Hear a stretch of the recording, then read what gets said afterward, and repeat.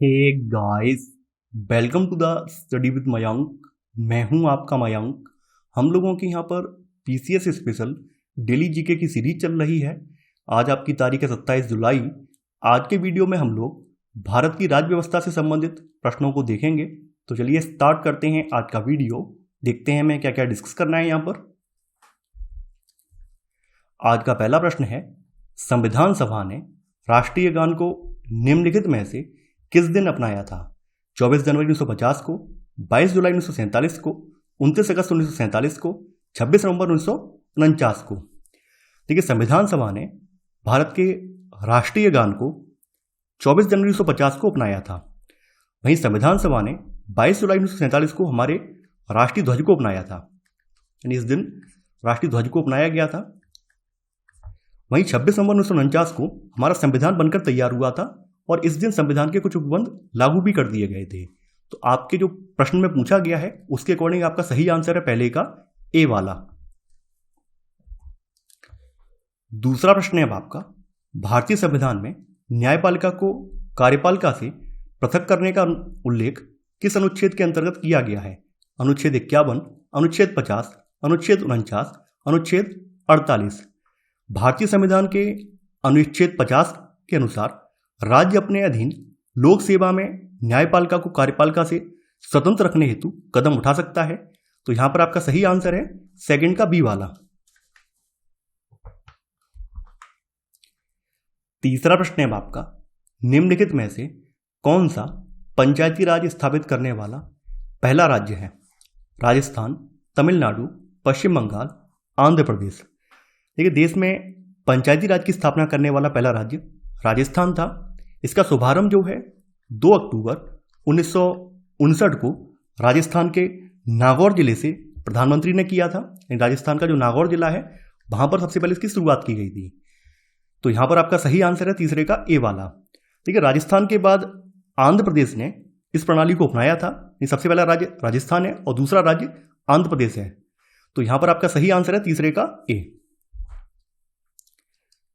चौथा प्रश्न है आपका, साइबर अपील अधिकरण निम्नलिखित में से किसके अधीन कार्य करता है?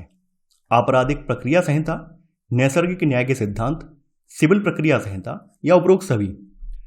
साइबर अपील अधिकरण की स्थापना सूचना प्रौद्योगिकी अधिनियम यानी आईटी एक्ट अधिनियम सन 2000 के तहत प्रमाणन प्राधिकार नियंत्रण यानी कंट्रोलर ऑफ सर्टिफाइंग अथॉरिटी के तत्वाधान में इसकी स्थापना की गई।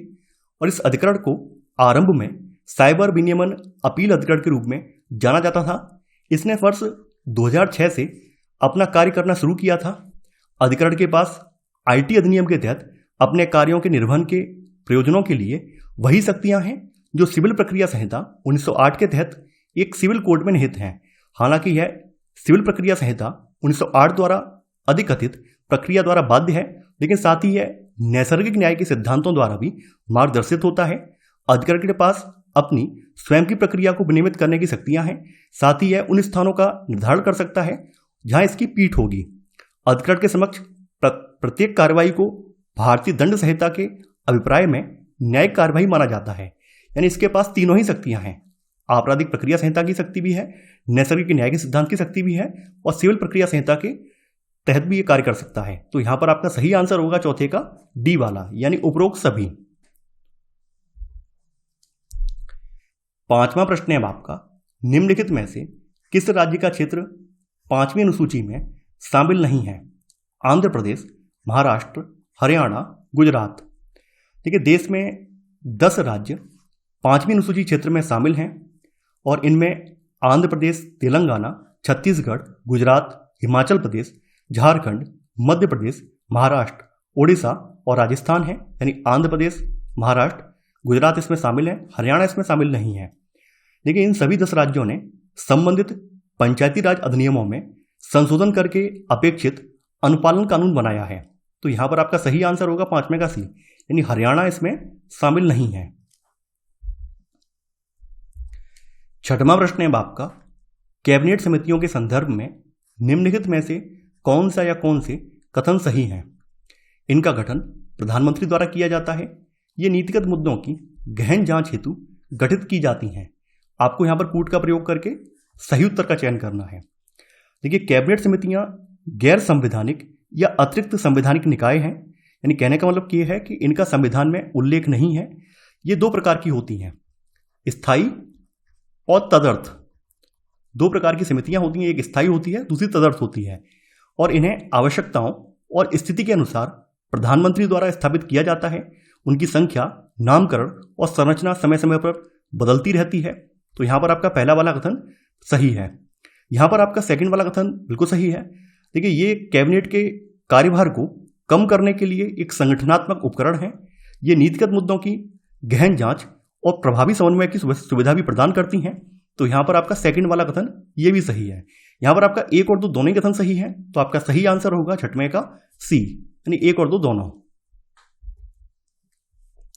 7वां प्रश्न है आपका, निम्नलिखित में से कौन सा या कौन से पद लोकपाल के अधिकार क्षेत्र में आता है या आते हैं? प्रधानमंत्री, सांसद, ग्रुप सी और डी। आपको यहां पर कूट का प्रयोग करके सही उत्तर का चयन करना है।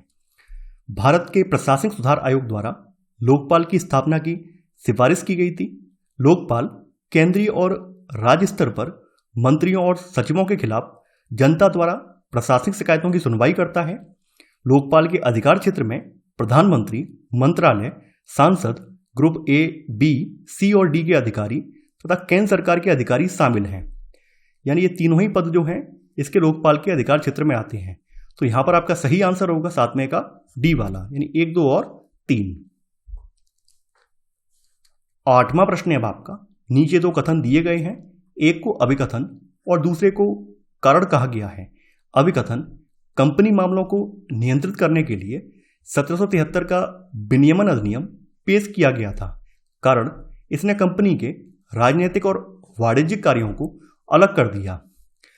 देखिए, यहां पर अभिकथन सही है। देखिए, भारत में ईस्ट इंडिया कंपनी के मामलों को नियंत्रित और विनियमित करने के लिए ब्रिटिश सरकार द्वारा उठाया गया ये पहला कदम था।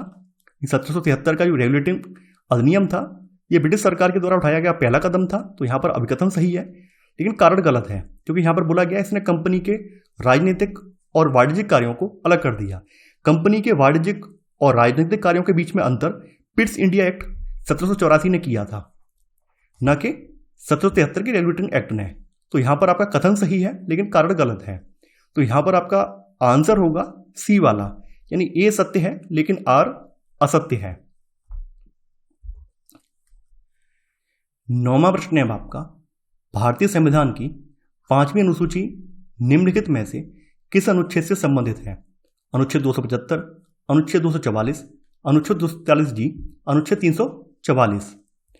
संविधान के भाग 10 में अनुच्छेद 244 में अनुसूचित क्षेत्रों और जनजातीय क्षेत्रों के रूप में नामित विशिष्ट क्षेत्रों के लिए एक विशेष प्रशासन प्रणाली की व्यवस्था की गई है। संविधान की 5वीं अनुसूची असम, मेघालय, त्रिपुरा और मिजोरम के 4 राज्यों को छोड़कर किसी भी राज्य में अनुसूचित क्षेत्रों और जनजातियों के प्रशासन और नियंत्रण से संबंधित है।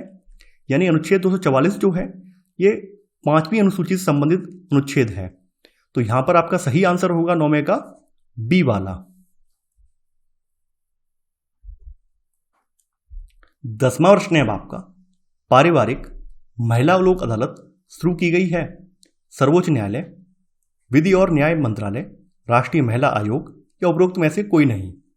देखिए, राष्ट्रीय महिला आयोग ने पारिवारिक महिला लोक अदालत की एक अभिनव अवधारणा विकसित की है, जो विभिन्न न्यायालयों में लंबित विवाह एवं पारिवारिक विवाद संबंधी मामलों की सुनवाई और उनके त्वरित निपटान के लिए जिला विधिक सेवा प्राधिकरण, यानी कि जिसको डिस्ट्रिक्ट लीगल सर्विस अथॉरिटी कहती हैं, डलसा के नाम से जाना जाता है, तो इसके प्रयासों को पूरकता या सहयोग प्रदान करती है।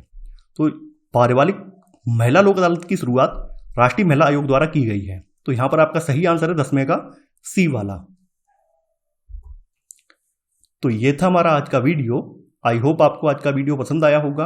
आप लोग इस वीडियो को लाइक और शेयर करना बिल्कुल ना भूलें। तो चलिए आज के लिए बस इतना ही। Thanks for watching. जय हिंद।